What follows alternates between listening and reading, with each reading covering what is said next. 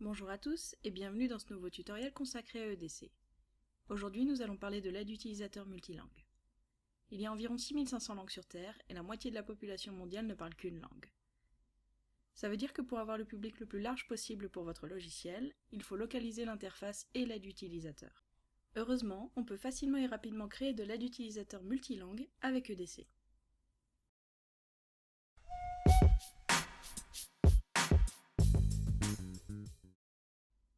Avec EDC, vous pouvez créer de l'aide utilisateur en plusieurs langues dans un même projet. Vous pouvez voir les paramètres du projet dans la page Configuration.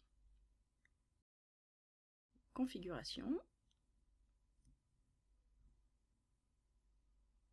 Dans le panel Product Management, on peut voir que chaque projet a une langue par défaut. C'est la version principale. Elle sert de base quand on crée la doc dans d'autres langues. Les langues utilisées sont indiquées dans l'interface avec des drapeaux. Ici, pour l'anglais, on voit le drapeau britannique. Maintenant, on va dans Translation Management pour voir les autres langues. On a la même liste de produits, avec les langues de traduction associées. Le produit que je vais utiliser est en anglais par défaut, avec une version française. Dans cet exemple, on a une seule langue de traduction, mais vous pouvez en ajouter autant que vous voulez. On va aller voir la version française. Ici, on voit des icônes d'avertissement parce que la traduction n'est pas confirmée.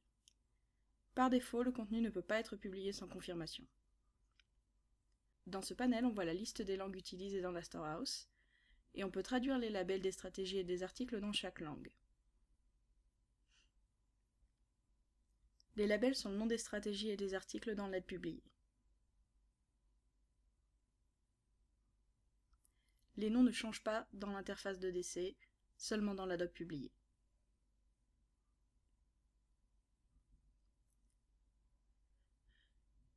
Ici aussi, les icônes d'avertissement signalent que les traductions ne sont pas confirmées. Pour que les labels soient publiables, il faut cocher la case « Confirm ». Ça fait disparaître les avertissements.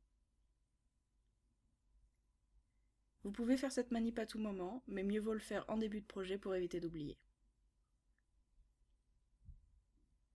Ensuite, on sauvegarde et le projet est prêt à démarrer.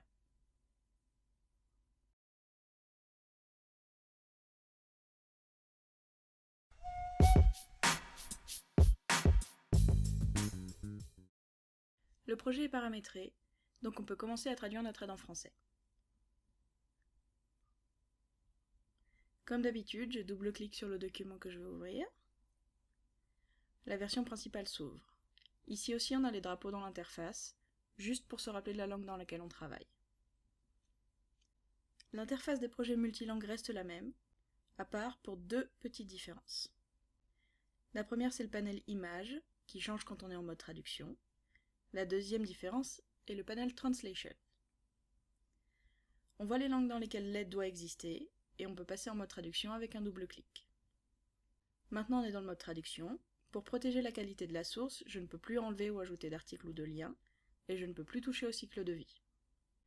Je peux juste faire ce qui touche à la traduction, soit écrire et ajouter ou retirer des images. Pour traduire, j'écris juste dans le champ de traduction de chaque article. Si je n'ai pas besoin de traduire un article, je peux cliquer sur la flèche pour copier directement le texte source. Maintenant, je vais juste finir de remplir ça rapidement.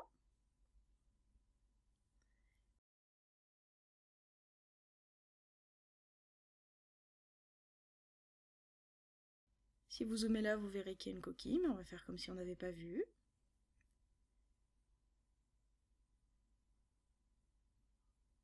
Et c'est fini. Il faut juste ajouter l'image. En mode traduction, on voit les images utilisées dans la source, mais on peut aussi utiliser des images localisées qui ne sont pas accessibles en mode rédaction. Donc je vais juste lâcher ça là.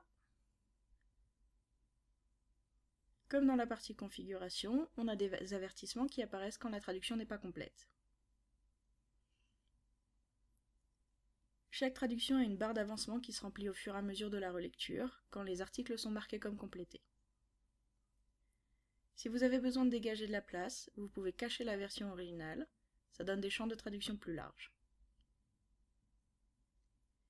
Donc, une fois la relecture faite, on coche les articles pour signaler qu'ils sont finis, on sauvegarde, et la barre se remplit. On complète ce qui reste. Les avertissements ont disparu, ce qui veut dire qu'on est prêt à faire la publication.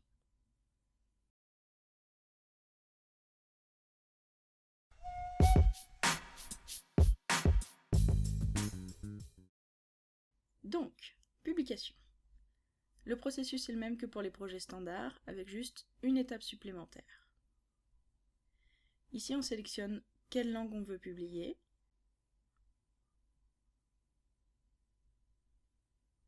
S'il reste des articles dont le champ de traduction est vide, EDC le remplira automatiquement avec le contenu de la source, pour éviter d'avoir des trous. Les fichiers d'aide sont exportés dans une archive zippée, les docs sont triés par langue, avec un dossier pour chaque langue. Après ça, vous pouvez relier la doc à votre appli en utilisant votre connecteur standard.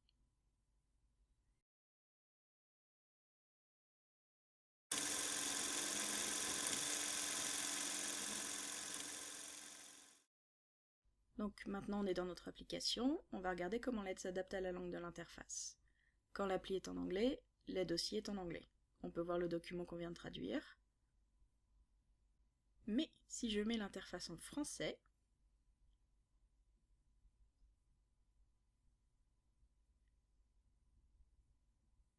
l'aide aussi est en français. On peut voir les labels qu'on a traduits tout à l'heure, le titre et la description. On voit aussi que le lien vers un autre document a été automatiquement préservé.